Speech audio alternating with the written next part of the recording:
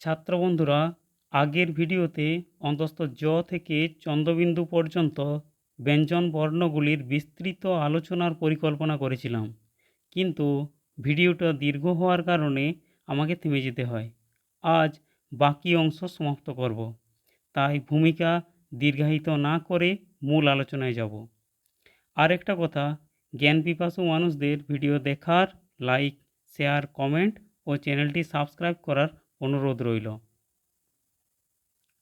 আগের আলোচনাতে আমি বলেছিলাম অন্তস্থ জ, র, ল ও অন্তস্থ ব এই বর্ণগুলিকে অন্তস্থ বর্ণ বলা হয়।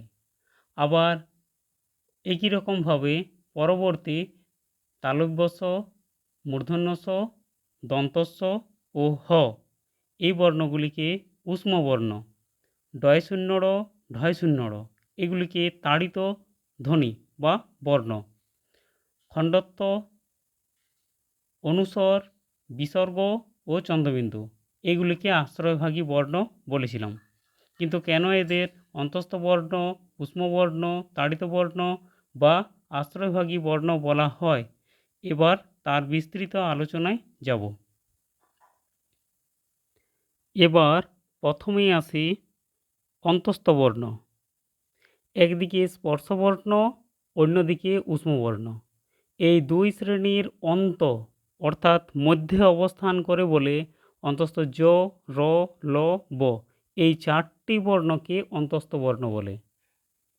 একদিকে স্পর্শবর্ণ, অন্যদিকে ঊষ্মবর্ণ, এই দুই শ্রেণীর অন্ত অর্থাৎ মধ্যে অবস্থান করে, তাই এই বর্ণগুলিকে বলা হয় অন্তস্থ বর্ণ। এছাড়াও একটা তথ্য এখানে জেনে রাখা ভালো, অন্তস্থ জ ও অন্তস্থ ব এই বর্ণগুলি উচ্চারণের সময় স্বরবর্ণের মতো সম্পূর্ণ উন্মুক্ত থাকে না, আবার ব্যঞ্জন বর্ণের মতো সম্পূর্ণরূপে বাধাপ্রাপ্ত হয় না। তাই এই বর্ণগুলিকে না স্বর না ব্যঞ্জন বলে এদের অর্ধস্বর বলা হয়। এরপরে আছে ঊষ্ম বর্ণ।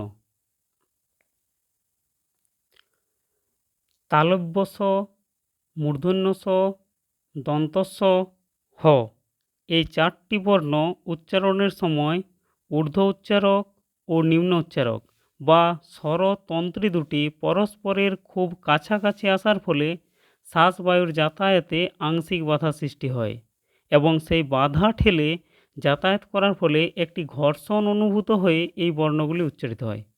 তাই এই বর্ণগুলিকে ঊষ্ম বর্ণ বলে। তাহলে তালব্য স, দন্তস্ব, মূর্ধন্য স, হ এই চারটি বর্ণ উচ্চারণের সময় ঊর্ধ্ব উচ্চারক ও নিম্ন উচ্চারক বা স্বরতন্ত্রী দুটি পরস্পরের খুব কাছাকাছি আসার ফলে শ্বাসবায়ুর যাতায়াতে আংশিক বাধা সৃষ্টি হয় এবং সেই বাধা ঠেলে যাতায়াত করার ফলে একটি ঘর্ষণ অনুভূত হয়ে এই বর্ণগুলি উচ্চারিত হয়, তাই এদের ঊষ্ম বর্ণ বলে।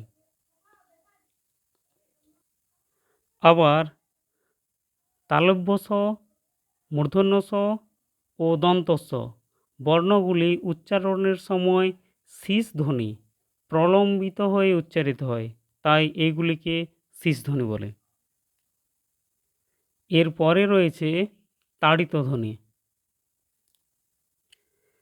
তাড়িত ধ্বনি বা বর্ণ, ডয় শূন্য র ও ঢয় শূন্য র ধ্বনিগুলি উচ্চারণের সময় শ্বাসবায়ুর গতিপথে জিহ্বার সম্মুখ প্রান্ত ঊর্ধ্ব উচ্চারকের কাছে টোকা দেওয়ার মতো ছুঁয়ে গিয়ে সরে যায়, তাই এই ধ্বনি বা বর্ণগুলিকে তাড়িত ধ্বনি বা বর্ণ বলে। তাড়িত ধ্বনি কোনগুলো? ডয় শূন্য র ও ঢয় শূন্য র। এরপরে রয়েছে আশ্রয়ভাগী বর্ণ।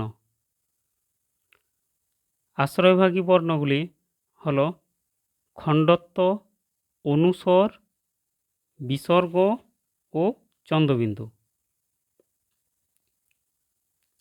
এই বর্ণগুলি উচ্চারণের সময় স্বরবর্ণের আশ্রয় ছাড়া উচ্চারিত হয় না বা হতে পারে না। তাহলে আবার বলি, খণ্ডত্ব, অনুস্বর, বিসর্গ ও চন্দ্রবিন্দু বর্ণগুলি উচ্চারণের সময় স্বরবর্ণের আশ্রয় ছাড়া উচ্চারিত হয় না বা হতে পারে না, তাই এই বর্ণগুলিকে আশ্রয়ভাগী বর্ণ বলে। উদাহরণের সাহায্যে বুঝিয়ে দিলে ব্যাপারটা সহজ হয়। চিকিৎসা, চ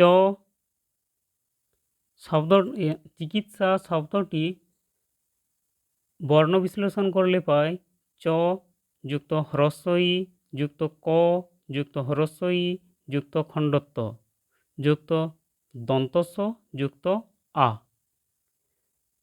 এখানে হ্রস্বই এর পর হ্রস্বই স্বরবর্ণ, তারপরে খণ্ডত্ব রয়েছে।